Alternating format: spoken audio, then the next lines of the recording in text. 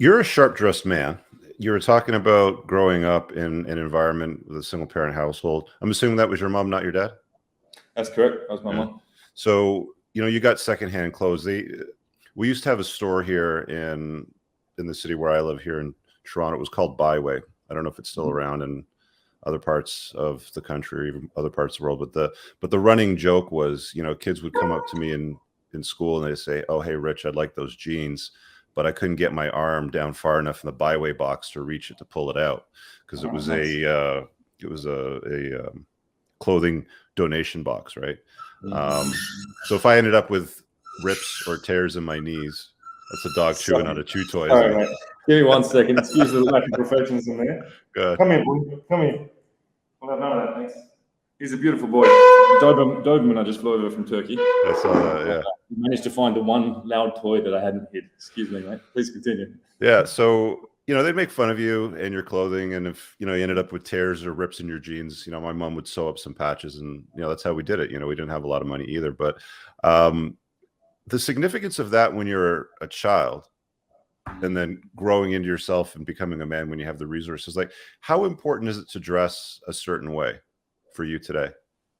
I mean, it's such a core thing that I view it as more of a symbol of the fact that I have, that poor kid who was angry at his day-to-day reality. I've changed that. So for me, it's beyond just dressing and wanting to look high status or project value.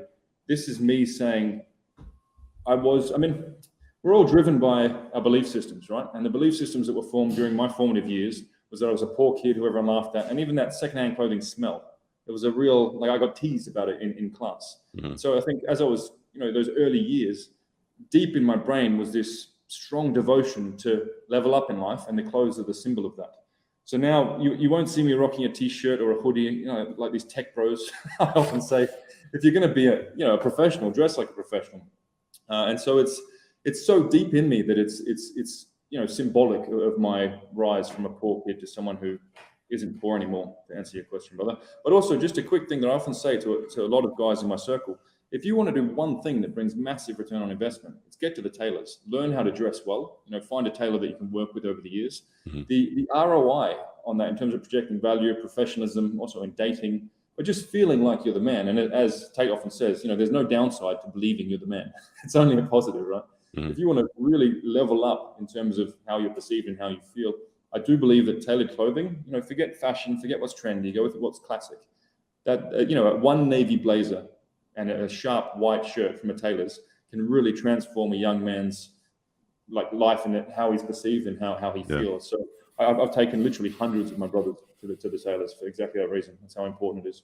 Yeah, and I mean the cost to get tailored stuff isn't as expensive as you think it would be. I'm sure in Dubai, the quality of the material and the quality of the work is going to differ as the other places will do it. The guys that I use, they're actually from Hong Kong, and they come here every 4 or 5 months. Nice. They rent out a hotel suite that you go in, they basically measure you up, and then your shirts come in the mail 2, 3, 4 weeks later. You can get 3 shirts for about $300. You can get really nice shirts for a few $100s more, but even like the standard shirts are well worth it. If all you can get is just 3 shirts, just get 3 shirts. Keep them on your rack, different colors. Start with something, at least with that, because everything that's off the shelf, I don't know if it's like this in Dubai, but here most people are relatively overweight. They're obese, morbidly obese, somewhere in that realm. So the shirts are very baggy. They don't fit you around the waistline. They're very puffed out. Same thing over there. We don't have the North America's special in terms of that mass obesity. Mm-hmm. But what I would say from personal experience, once you're used to tailored, you cannot wear off the rack. You just can't do it.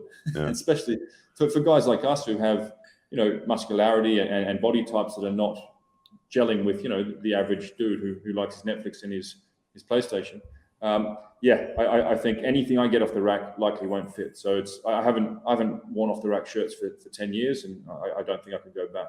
I really hope you guys enjoyed that clip. If you want to watch the full-length podcast, you can find that over here, that clip's from. If you're newer to the channel, make sure you hit subscribe over here, and pin down below in the top comment, you'll find a bunch of useful links to my website, my supplement line, books, and a bunch of other stuff. Have an amazing day. Peace out.